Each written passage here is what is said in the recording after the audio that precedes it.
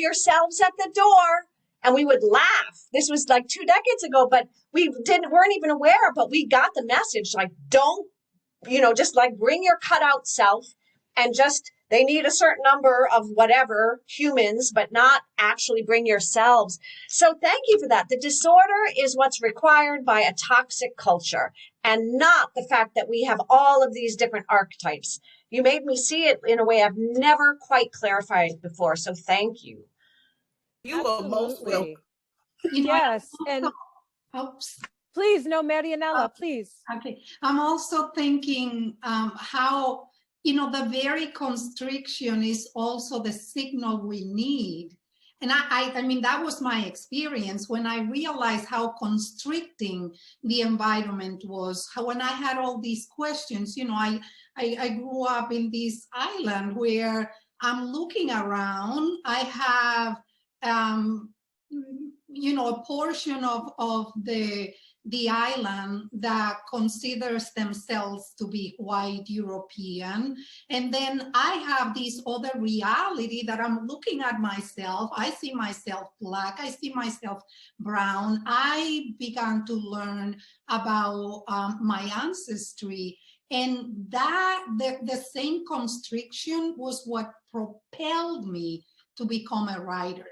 So, these absolutely, the many personalities, the many parts of us find an expression in creativity. For me, it was writing. The alchemy of poetry specifically, having found that so early in my life was freeing. Through poetry, I found the permission to start giving voice to all these things. So very early on as a poet, I just loved creating characters and letting characters talk. Historical, a portion of my body of work is what we call historical poetry, because I just go to history and I pull characters. I've done that with women of the Bible, with the Taino women, and also to men who had been constricted. I want to give them a voice, to be able to play the role that they need to in order to free themselves. So poetry has allowed me to show vulnerability and joy and everything. And when I started writing as a teenager, and I started saying these things that otherwise I couldn't say, and then I got applauded, I was like, oh, this is good. I can do it. I can speak my truth and be accepted. So it was like a good medium for me to allow my less popular selves to come out. And what that gave me was like a platform to rehearse.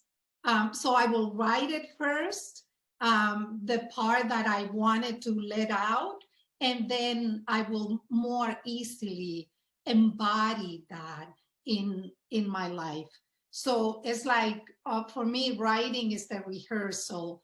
And, in terms of your question, Kashana, going back to that, I think that writing out the rebel girl has made a huge difference in my life, especially in the way that I maneuver, this inner life, and then how I show up in the outer world.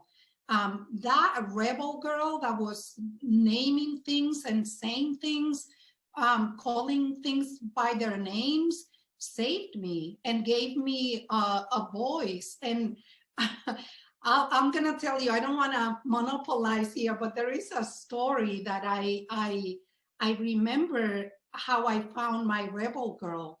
I was born in the countryside, and I lived in the countryside until I was 10. And it was a very, very tiny place. Like, you could travel it with your eyes. It was really tiny, maybe 300 people were living there. And I remember I was given permission to walk to one of my aunt's house. And as I was coming to the bend on the road, I saw this guy riding a horse, and he was a very powerful guy in the community, very wealthy, and owned the majority of the land. And that week, he had eloped with a 16-year-old girl. That minded, the guy was 66 or something like that. He was really old and had basically kidnapped this 16-year-old. So I have heard that. When I saw him, my body just went into, something bad can happen. And I can remember I was wearing these brown shorts, and they had 2 pockets in the front. And I remember that I put my hands on the pocket and stood very tall, and then started walking with what I thought was like a boy walk. And as I was passing him, I said, "Katal," with this deep voice, and Katal is like, "What up?" What's up? And by saying that, I just felt like I saved myself. I mean, the guy waved at me, and I don't know what he had in mind and if I was in any danger, but that was a time where I realized I can do something if I'm in danger. I can pull for something. Mind you, I pulled to a very male archetype, but that's what I needed. And that created the rebel in me that then I rehearsed through poetry. And I don't know if it makes sense, but that's, that's one of the ways in which I was able to channel that. I think, Kashana, going back to your question, for me, it worked. It has worked to the point that I then adopted the idea of teaching poetry as therapy and writing as a vehicle for healing and emotional freedom. I love that. And Vanessa, you look like you got something on the tip of your tongue. I'm so inspired by everything that I'm listening to. Shoshi, like you, I was in corporate for so many years, and I had a part-time. At first, my work was just, so the way that I made space for myself was my work. And my work, it wasn't my work at first, meaning financial. It was like, I want to gather people, and I want them to be from everywhere. And people still talk about the circles in my apartment, and there will be Orthodox Jewish women coming in, and they're like, if my husband knew, they were like really stressed out, but they came to the circle. There were Muslim women who came. Holding space for myself, holding space also for others who felt like they had nowhere to go. And I made the decision in 2012 to go out into social media, and I did get laid off. And I got laid off the day before a major surgery. A week later, I had a major breakup. Then I was in a car accident. Then I had MRSA. It was like back to back to back. Then kind of was homeless, and then kind of took everything I'd been doing all my life and created a business. But that thing with the corporate world is people be like, "Oh, I saw you're going to be speaking here." And I just resonated to you. I'm like, well, had I had space or felt like I could talk about anything else? Because in 2012, people weren't so into wellness. People weren't so into spirituality. Now it's on IG. Now it's everywhere.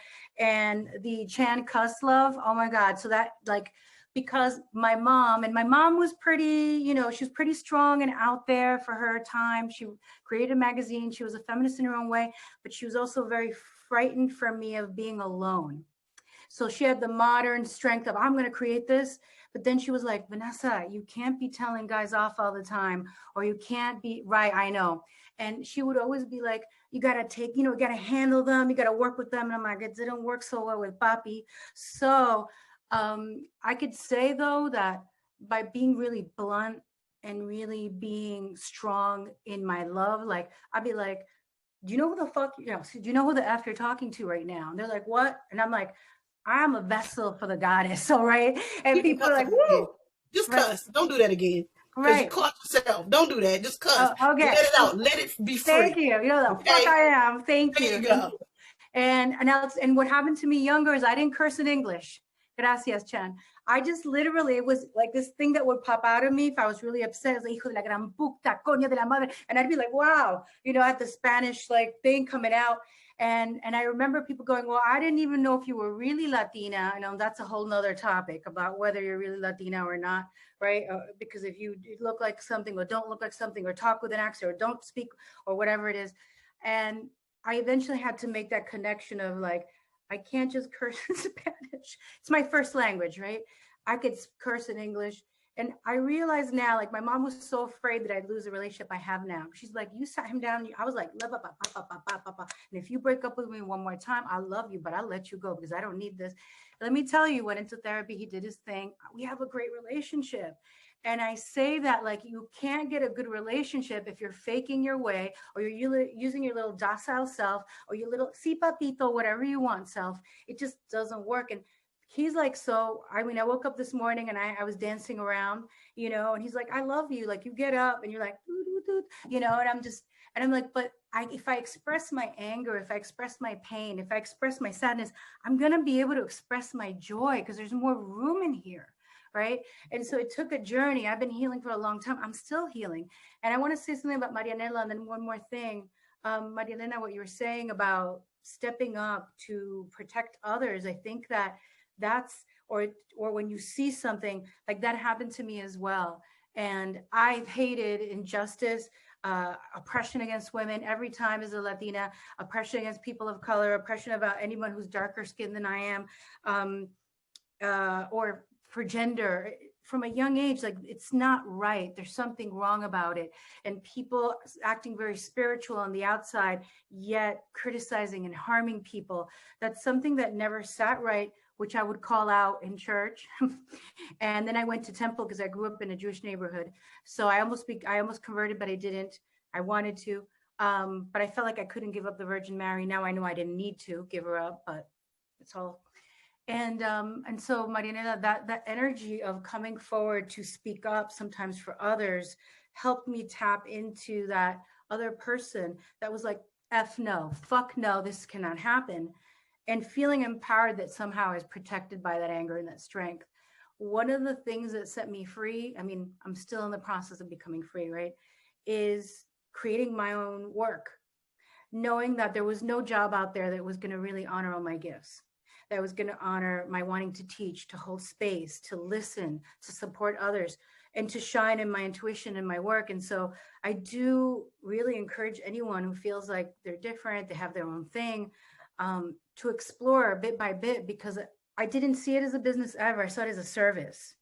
And then it became my part-time, and then it became all of my work. So that really set me free. And there's, I think, one more thing that comes into my heart.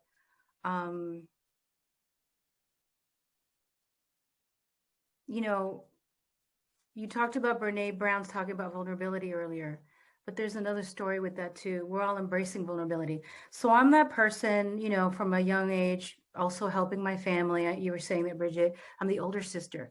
Last year, I lost both my parents, my younger brother. I know, all in a year. And clients, I lost 3 clients, and I lost an improv teacher.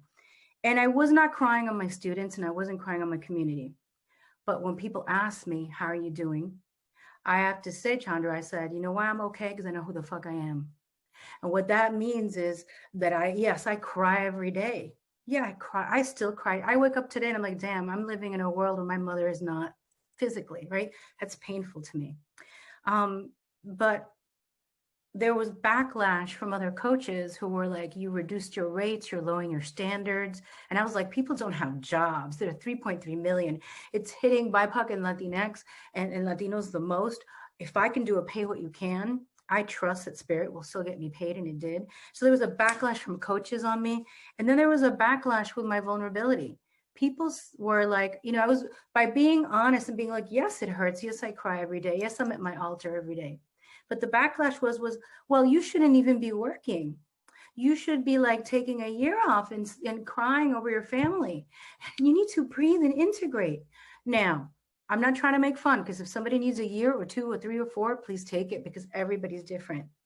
But for me, the question back to what you're saying, Kashana, I needed to show up. My parents supported my work. In the beginning, they were scared, but then they were like, okay, girl, go and do it. My brother supported my work. Like for me to show up when I felt like people like needed to be held in free spaces, I created a lot of free spaces, was honoring my ancestors, was honoring my strength. And so, yes, I cried. Yes, I took my sacred baths every night because my boyfriend's like, I cannot believe it. It's 4 a.m. and you're in the bath. And I'm like, well, if I'm up at that time and I need it.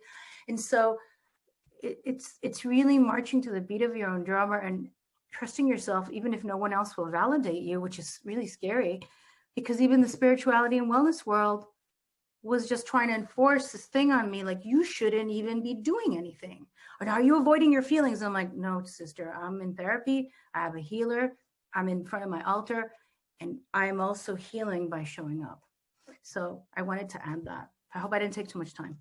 I just want to, Vanessa, I'm so sorry you went through all that. I'm crying. I don't even know why I'm crying, but I was very much in that spiritual world, and I left it because I just couldn't take the toxic stuff that was going on. So I totally could see, probably try, yeah. What they tried. Joshi, that's how I met you, right? 2010 at the Reveal Spiritual Conference. Yeah, all of that. But I'm so glad you showed up. And I too, I did more readings during COVID than I was expecting to write a book. I had more people coming to me for readings, and kind of like you, I was like, well, kind of like pay what you can.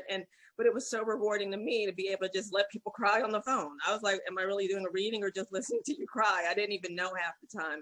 So I just wanted to add that. Thank you, Shoshi. And I know, because I adore you and I admire you, and I have always so good to see you. And I admire you because I've seen you walk away and see you create your own beautiful world and be successful and just stand in your own power. So thank you. I mean, I am also blown away. So if I dip off of camera, it's to pull some tissues. Thank you very much. At the moment, I'm holding the tear is like right on the brink, and I'm like, okay, you have to talk. But this is that space. So for you that are here today, and for those who will be watching this after the recording, this is a cut above this typical internet fodder that we find ourselves succumbing to. Talk about something quick. It's under 140 characters. It entertains you. And then that's sort of replacing these deeper conversations. So I just really celebrate you for bringing these real topics, lady, in real terms, adult style, because that's the whole point of Adulting 101. And, just to kind of add a little bit of my own layer onto the question, what has helped and what hasn't helped?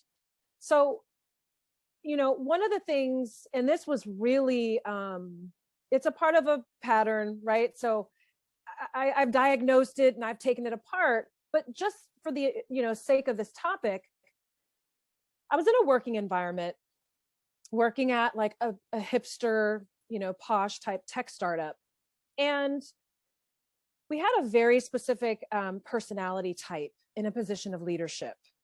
And the murmurings were like, that person's not friendly, that person isn't treating others with respect, that person doesn't have a boundary on their humor, and that person is borderline abusive or callous towards what's politically correct if you are the leader of a growing organization. So, and I just want to really own this because it really was really intense for me to experience at the time. There was a millennial Muslim woman who was working also while Ramadan had started. So she was struggling, but in the middle of her practice, right? And that's for those who are not, Muslim. We are all holding a space for one another. That's the human family. So, this person in a leadership position was making fun of that person overtly, taking jabs. And my issue with that is that if you're going to take jabs at anyone in front of me, or if we're going to recognize you're taking jabs at someone, make sure they're well rested and make sure that they're not in the middle of their fast so they can kick your behind properly. But when so it's sort of like this, the Medianella moment where it's like, The shift, I definitely have a side of myself that's like, you are not going to do that on my clock. You're just not going to do that on my clock. Let's repeat that. Not on my clock, right? And it doesn't matter if someone has hired us to be a sheeple or a sleep sheep. Sometimes we have to do, we have to make tough decisions. But I just thought to myself, my goodness, with all the things I've gotten in my life, all of my blessings, all of these beautiful people pouring their wealth of wisdom into me, what kind of a woman would I be if I let that slide? It was disgusting to me. And I was very offended. And so I just realized I don't know the safe place for that self to be in structured organizations, because there's a big part of who I am and I've been an independent consultant for 10 years now. And I've also been both. So sometimes in-house and still having my freelance clients on the weekends. But, we really have to look at the expectations. When someone hires me, I marry the brand value. And the biggest value I can bring is staying focused on the core of this organization. You might be the founder. You might be the second cousin who just got pulled through that back door because you're cool like that. It matters not. Anything that comes out of my mouth is for the core of that brand. And so I had to lean into something that I believe it worked and it didn't work. I felt my own center drop in because I owned it. But I also feel like what didn't work was it earned me the suspicious eyebrow of bro culture, which is really popular in the startup world. And I was not treated well, to say the least. I became that sort of, I'm the problem, for having a heart, for having an opinion. And it's just, to me, like, so sometimes things might work and sometimes things might not work. Oftentimes it's this dilemma, right? It was a little bit of both. And ultimately this, millennial young woman who I just thought was so tenacious and I just saw so much potential in her attitude really ended up burning me just as much as theirs in the end. And so that's how the cookie crumbles, right? It doesn't mean we're in that, I had a mentor that used to talk about the triangle of disempowerment, where you have a hero, a savior, and a victim. And so this mentor would say, until you can pull out and have a perspective, you still might be ensnared in trying to pull one or more of those roles within a narrative that just doesn't always help us when we really are birthing this integration process. So, Chandra, before we go to this next question, I just want to comment to something you said. So something that is really fascinating is, a healthy personality does actually consist of multiple selves. And just because we don't talk about that, of course, in the real world, we don't say it like that. How many can relate to Thea, auntie, sister, friend? One of my favorites when I'm just with my people, I am blackety black. And what? Right? And that's a self, right? There's African-American Kashana. She gets me to the startup world. And then there's blackety black Kashana, and they are both there.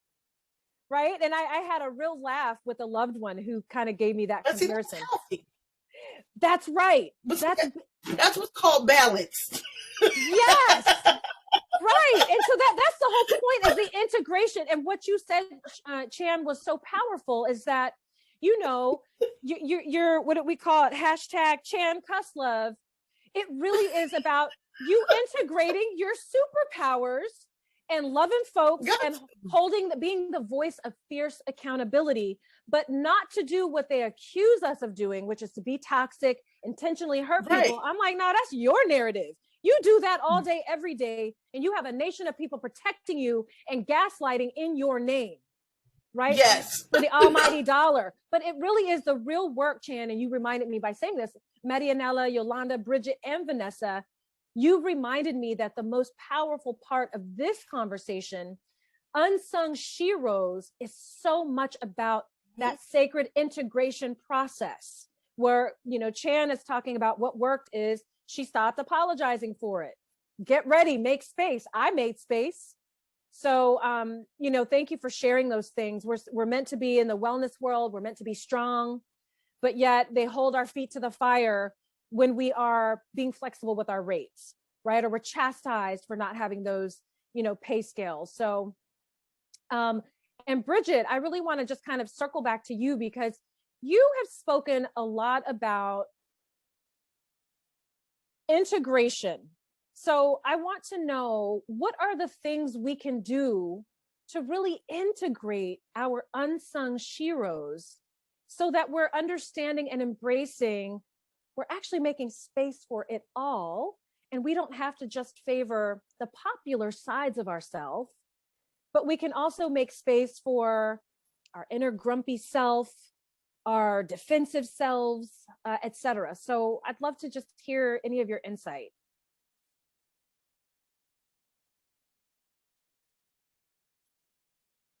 You're muted. What self was that? My old keep quiet self. It's like, which I make a joke, but that was certainly a big part of me. What I was saying was, I think in a way, my answer would be, watch this section of the video, because this is the integration. So it's first acknowledging it on the inside and then seeing how it looks on the outside by acknowledging, knowing these different parts, but then having safe spaces to talk about it. Like, I've learned so much here, and I've known about inner selves for decades, but that's not the point. I'm so inspired. But so that's integration is partly this. I think a lot of people, they buy the external narrative. They're not conscious. They just assume things they haven't even known they're assuming. So for example, this idea that multiple personality is a disorder. Now there is a real diagnosed DID, and that's real. It's trauma. You don't get dissociative identity disorder without trauma. The end. So still it goes back to the outside world, and they're not to be confused. But this idea of saying, wait a minute, I'm not buying it. Like, the disorder is that I have to bend into a different shape to fit into these toxic places that gaslight and splash their narrative on me, so I feel dirty. I think part of the process here is detoxing. I've often called voice dialogue as a type of detox. And if you think of integration as a detox, like, I have parts of myself that over the years I was so ashamed of. And then I realized, well, who shamed those parts? And then I could answer that question. It's like, well, then I don't have to. I can detox that external shame and love these parts of myself. And so then I can make more conscious decisions. So it might be that you have to leave a place because they're not going to change.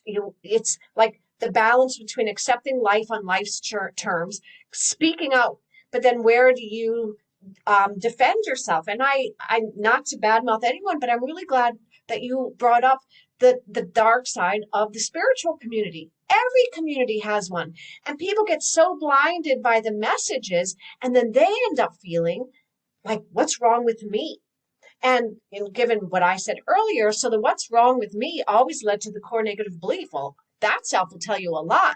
So I would be disempowered because lots is wrong with me. So really, I don't have any rights here to say, to get out or to jump in. And so I think the integration is really the awareness on the inside, and then realizing I want to choose what parts I lead with, including them all, or letting myself be spontaneous so that whatever comes out.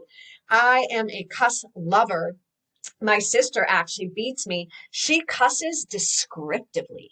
Like, I have to give her, I know, maybe we should get her on one time. Like, just using cuss words is like the start. Those are like her pencils. So, but having fun. And I think, Vanessa, you talked about when you can share your anger and sadness and grief. What's on the other side? Joy. I was dancing this morning too. I love dancing. And why shouldn't I? And that doesn't mean I don't have utter grief about so much of what's going on. And that's integration. Like there are horrors continuing and blessings and gratitude. And for me, I love moving. And so I would be imprisoning myself if I didn't move in all kinds of ways. So that's what I think integration is. It's not an intellectual exercise. It's this. But it includes the rational mind, but it doesn't stop there. And a lot of people think, well, I figured it out. I'm integrated. It's like, no, that's good you figured it out. But that's like step 4 out of lots of other steps. You know, I would agree, Bridget. And for those of you who don't know, Bridget is a former performer. And so a lot of the inspiration to sort of do this work was also her ability to connect physiology. Okay, Kashana. Physiologically. Thank you, because I left love my that tea word. in the other room and I have not been sipping. And you know, so when I think about integration, each of you have a gift. And I think that, you know, we do talk about it from a cerebral perspective, but through the lens of poetry, through the lens of taste, cultural tastemaking, through the lens of, you know, wellness and bruhaship, and loving witchery, and also through hardcore old school communications and HR Jedi-ness. Yes, that Chan cuss love. And so to me, each of you have a special role in integration. So just for like a little fun, and you can all take yourselves off of mute, right? We have the first kind of chunk of this down. We can just jump into a freestyle and just, you know, I'll start by saying, how have I integrated? I have integrated by studying so many different modalities of wellness. Shamanism, which helped me understand my waking state images as a direct source of my intuition, understanding my dreams, understanding more about sacred storytelling, and learning voice dialogue and understanding how that is created to be accessible mental wellness, because wellness is not meant to exclude certain communities that have been targeted by these, you know, biased sort of overall structure. So integration for me, yes, I would like for it to be more physical. When I feel safe, it is physical through music and touches and hugs. So I just want to just, you know, open it up and tell us how you are helping your community integrate. I tend to kind of take on what you are saying, because for me, integration has been part of, or has been driven by a thirst for knowing and knowing my history. So I could understand my story, right? So looking back, and one of the things, as I was saying before, there were so many things wrong in that island that I was just like, I couldn't make sense of. And one of the things was, you know, how women were only validated if they had a man next to them. So marrying someone was a way to become someone, right? And that just felt so wrong. And then I was, because, you know, one of the things that I inherited from my dad was this thirst for reading and researching. So I began doing research on my culture. And when I look back, pre-colonial time, the Taínos, these were, when I trace back to that, I discovered that women were held in such high regard and they were in charge. You know, we came to be as the coming together of a goddess Ataveira, who was so powerful that she had 5 names, right? In my culture, in what colonialism did was that, you know what happened to us? We lose our names and we have to adopt the name of the person we marry. I didn't do that. I hyphenated though. I added because I wanted to be an Ataveira. So I hyphenated. But, you know, it's like part of integration is knowing. So when I look back and I found these specific 5 goddesses, and I started to kind of understand what you know, these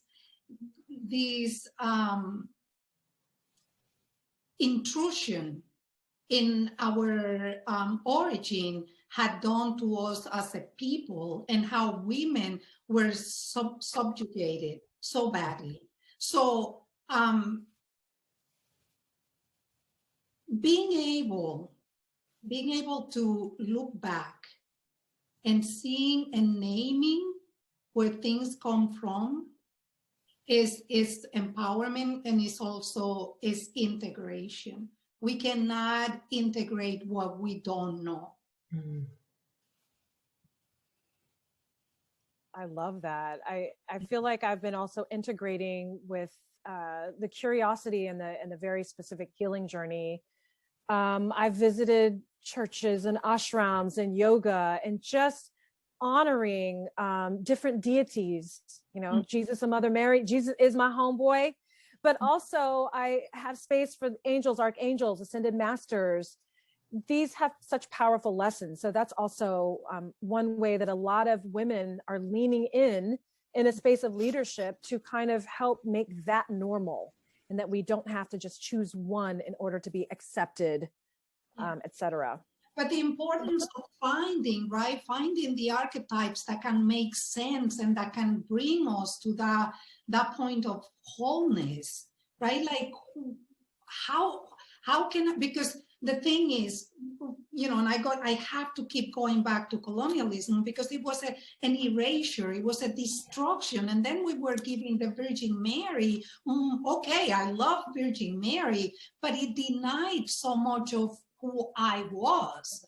In the first place, our Virgin Mary was white, and I was not a white person. So even from that perspective, I couldn't even see myself. So when I began unearthing these goddesses, and, you know, like another archetype that I've been really emulating and kind of integrating in my life is the archetype of the Siguapa, which is this wild woman who walks around naked with feet pointing backwards, so no one can follow her. Nobody can trap her. So like, what a wonderful thing for a young girl to find. Like, yeah, I can be me, I can be naked, I can have my wild hair, and I can find my way to protect myself.